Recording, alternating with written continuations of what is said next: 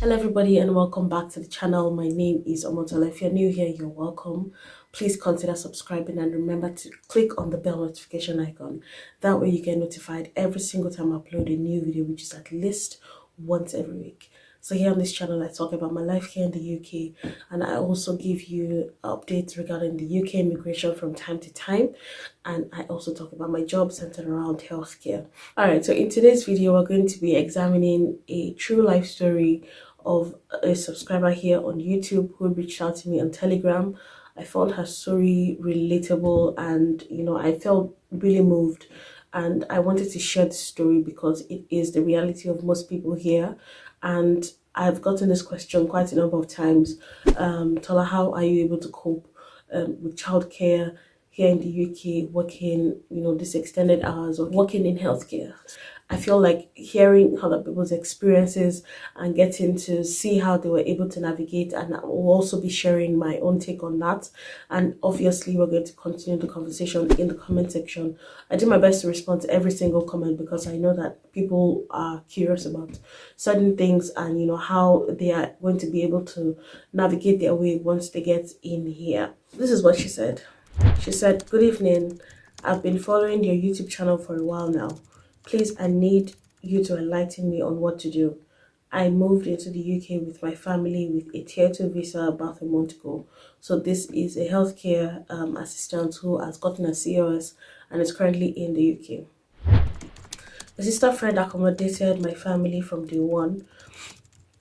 We have been looking for accommodation for the past 3 weeks now, but no positive feedback from any agents because there is no credit score and enough money to carry us through. I've made several videos regarding the reality of finding accommodation here in the UK.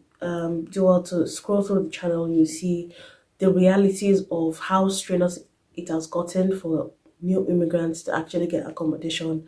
And I feel like it's at the point where it can be termed a crisis. But let's continue with the story. Right now, my employer asked me to resume work as soon as possible. We are thinking of returning our kids back to Nigeria because there is no way we can look after them. There are lots of bills to pay. We haven't been able to do anything here because of them. I'm confused and frustrated. What should I do, please?" She also wants to know if we decide to find a way to take them back, will they be able to come back into the UK? So I found this story particularly touching because I understand how restrictive it can be if you have to work in the healthcare line for extended number of hours. Most shifts are ranging from 8 hours to about 12 hours plus, and you could decide to do overtime if you are allowed to, or if you are able to. So for those of you who do not know, when you come in on the tier 2 sponsored visa, you have exactly 28 days to report to the office or the agency or the company where you have been granted your COS, and you're supposed to start work before 28 days is over. So this is the story of this particular lady. From the time where she sent me this message, she had been in the UK for about 3 weeks and she hadn't been able to report to our employer because obviously they were still searching for accommodation. They weren't yet settled and all of that. So they needed that structure for her to be able to get back into work and just start working. Now, I've made a series of videos regarding the reality of finding accommodation here as a new immigrant, whether you're coming on a tier 2 visa or a tier 4 visa.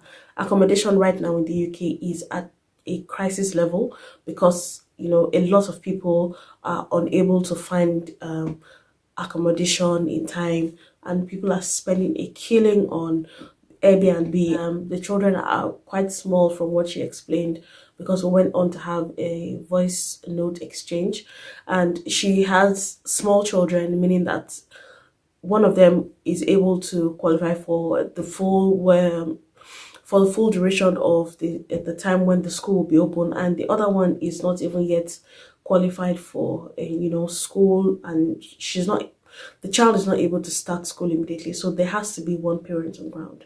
Now, if you ask me, most people who I tell about tier 2 sponsor job, especially for healthcare routes, you need somebody, either your husband, your wife, your mother-in-law, your own mother, you need someone to be able to stay with your children if they're below the age of 14.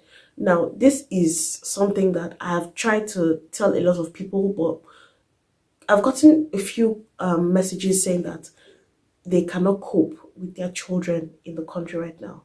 What we do as a family is we kind of plan our working hours based off of each other's shift patterns and the days when we have to work. So if you are doing a night shift permanently, your husband can only do day, so that when you get back from work, you are able to sleep and rest before you go back into work again. So by that time, you are supposed to be taking over the childcare duties from your partner while they are able to go to their own work. So it's very unlike anything that we are used to coming from like a Nigerian setting, based off of what I am used to.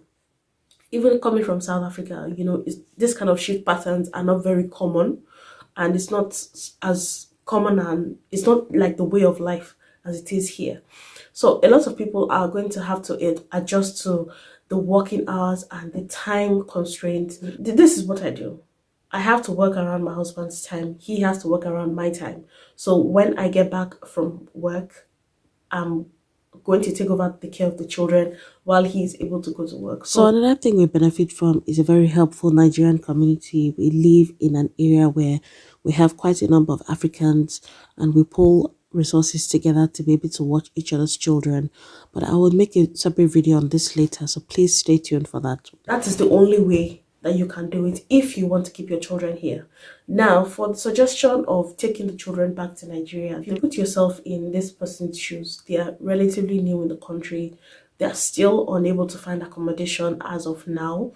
They are still staying with someone, and children don't really understand caution, or how it can be, being that you are staying with someone and they are hungry. They are used to a certain kind of lifestyle. They're used to eating certain types of meals at certain times. It can be stressful. I understand that it can be really stressful because I've gone through it. Before we got our accommodation, we stayed with about 2 families, so I know what I'm talking about. It can be very frustrating. It can be very draining, when you are looking for the settlement that they promised you, like the UK reality versus your expectation. I understand what she means, but my counsel to her was not to take the children back home. I mean, I'm biased because that's what I did. It wasn't an option for me because I cannot stand to be away from my children. I mean, even when I'm at work, I'm thinking like, okay, what are they doing? It's on my mind because that's just how I am wired. Now, for people who cannot cope, yeah, some people leave their children back home. I live on the same street with someone who told me that a friend of hers had to take her children back home because of how she was unable to cope with the UK lifestyle. And yeah, people do it, but personally, I it's not what I would prefer. Now, for the question on whether the children will be able to come back, so far they're below the age of 18 and the UK immigration does not change. Yes, you're going to be able to bring your children in as your dependents. I believe that most people, when they take the children back and they're kind of used to a certain kind of pattern, like take for instance, if you take the children back home, you are able to work full hours, your husband is also able to work, and you're used to that kind of pattern.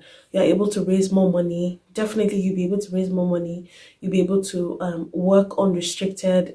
I just feel like some people, when they are used to that kind of pattern or that routine, getting the children and bringing them, except you're willing to wait for years and years. I'm not talking 3 years. I'm talking more than like 5 years to when the children are able to like fend for themselves. That's what people do. But personally, it's not something that I can take. It's not something that I can do. But if it's something that you're willing to consider, a lot of people leave their children back home, and they get them back, much later. So yeah, this is the situation on ground. I mean, if this is something that you're currently going through, if you're on this table and you're currently struggling with this decision, what, based off of the information that I've shared in this video, let's share our ideas in the comment section. I know people have different reasons for doing what they do. The reality is that it will be initially tough because I've passed through it, and I can tell you that.